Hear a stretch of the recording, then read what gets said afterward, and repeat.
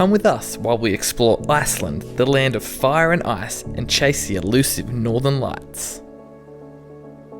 We started our trip in Iceland by heading on the most popular tourist route in the country, the Golden Circle. This is a 300-kilometre loop that takes you through some of the country's most breathtaking natural wonders. So, the three main stops on this route are the Thingvellir National Park, the Geyser Geothermal Area, and the Gullfoss waterfall. We ventured beyond the Golden Circle and added some really amazing stops, like Diamond Beach and the Vatnajokull Glacier.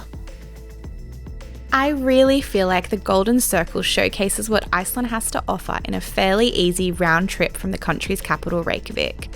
We did one day of self-driving the Reykjanes Peninsula before joining an Intrepid tour to explore the Golden Circle with a more experienced winter driver, as the winter roads can be pretty sketchy.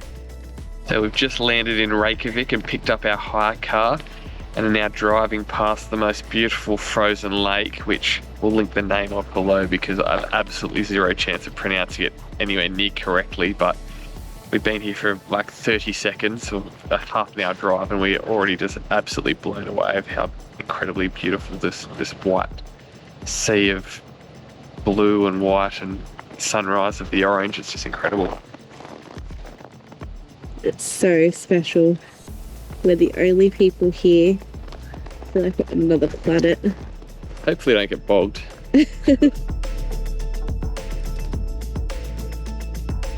So we're at the thermal baths. You can see them bubbling down there, but I wouldn't know if I called them baths. not baths, you're not going to swim in it. Thermal springs. But you can smell so strongly the sulphur coming off. It's like if you ever went to those prank stores and bought fart bombs, that's the smell.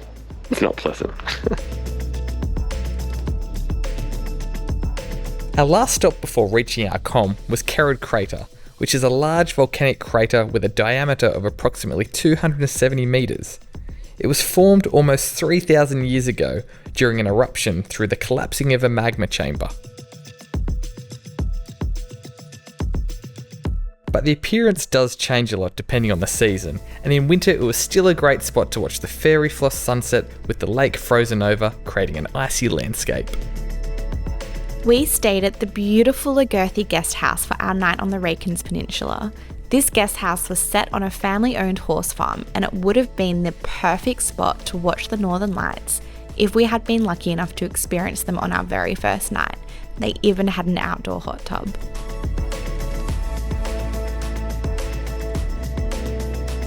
Just 5 minutes from our accommodation was the Ingólfsskáli Viking restaurant. Built in the old Icelandic style with a turf roof and large timber beams, this unique restaurant had a really traditional feel. Peter and I were pretty nervous to drive through the unpredictable Icelandic winter, and so we booked a multi-day Intrepid tour called the Northern Lights Escape. The weather was absolutely insane, so we are so glad that we booked this tour. Our guide was incredibly knowledgeable and was an amazing driver. Our first stop on the tour was Thingvellir National Park, which is a place of great significance in Icelandic history and geology. So we're walking now between the two tectonic plates joining North America and Eurasia. Apparently the small ones are about 8 meters deep. It's super cool, and apparently it was one of the filming locations for Game of Thrones.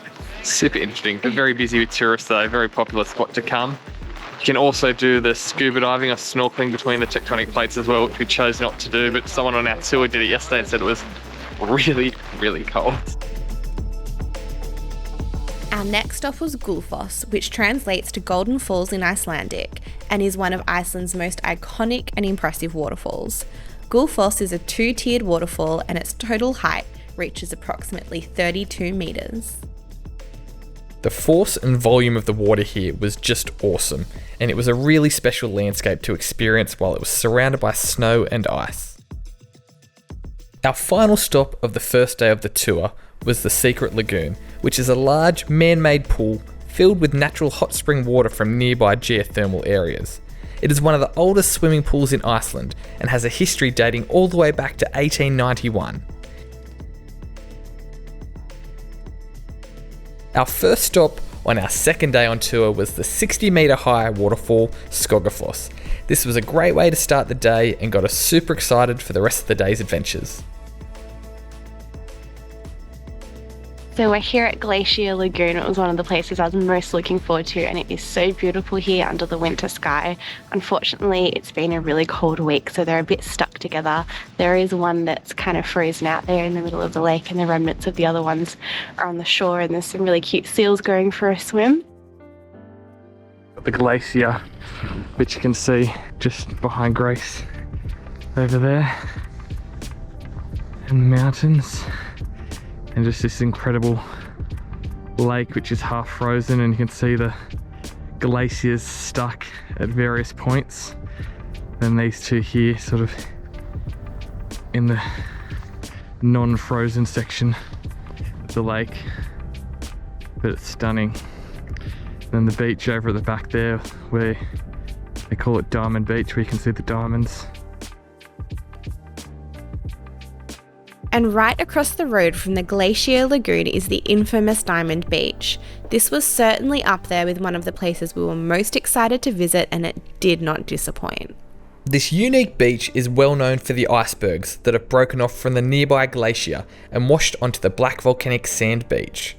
The crystal clear icebergs vary in size and shape, but glisten beautifully in the sun, just like diamonds, hence the name Diamond Beach.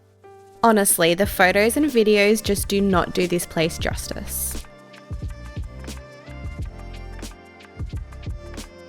One of the highlights of our Intrepid tour was our ice cave hike to the Vatnajokull Glacier. This glacier is one of the largest glaciers in Europe, and it is the largest in Iceland. It covers approximately 7,900 square kilometres and takes up almost 8% of Iceland's land area, although its span is sadly quickly retracting every year. We hiked for around an hour through a super unique rocky landscape to reach an ice cave at the foot of the glacier. The reflection of light through the glacier creates a super mesmerising glow which is called blue ice.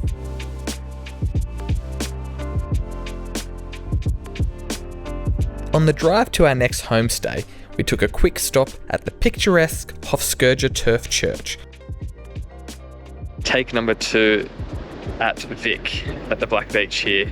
Last time we were here 2 days ago, it was just horrific weather, like winds that I haven't felt before. Couldn't see anything. It was raining coming down. It was just treacherous. Could barely see the water. But now today, it is very Beautiful. special. So special. So I'm glad that we came back. We sort of, as a group, we made the decision. What do you think? It's amazing. I'm actually really glad we got to see it in both sets of conditions, because it was an experience last time, even though I thought there was a medium to high chance of death. It's ridiculous. I can't believe it's the same beach.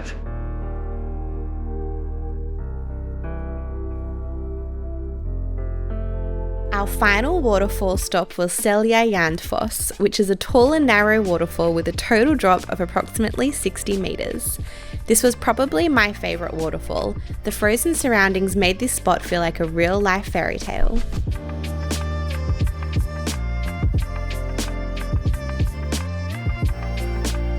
We had a really special time during our tour of the Golden Circle and surrounding area.